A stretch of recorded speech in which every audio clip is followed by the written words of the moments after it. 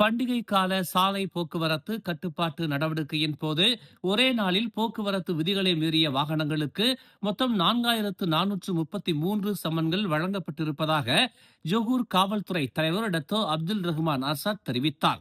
நேற்று காலை தொடங்கி நள்ளிரவு 12:30 மணி வரையில் ஜொகூரின் 47 சாலைகளில் சாலை போக்குவரத்து குற்றப்புலனாய்வு அதிகாரிகள் சோதனை நடவடிக்கையில் ஈடுபட்டதாக டத்தோ அப்துல் ரஹ்மான் ஆசாத் தெரிவித்தார். கிறிஸ்துமஸ் பண்டிகை விடுமுறைகளில் வெளியேறும் வாகன ஓட்டிகள் போக்குவரத்து விதிகளை மீறக்கூடாது என்பதை நினைவில் கொள்ளும்படி அவர் வலியுறுத்தினார்.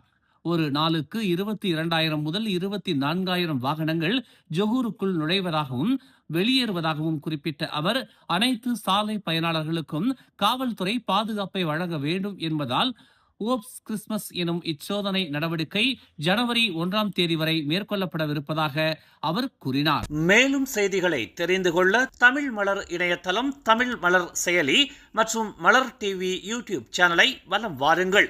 எங்களோடு இணைந்திருக்க மலர் டிவியை பதிவு செய்து கொள்ளுங்கள். உறவுகள் மகிழ்ந்திட விருப்பம் மற்றும் பகிர்வு சேவையை சொடுக்கிடுங்கள்.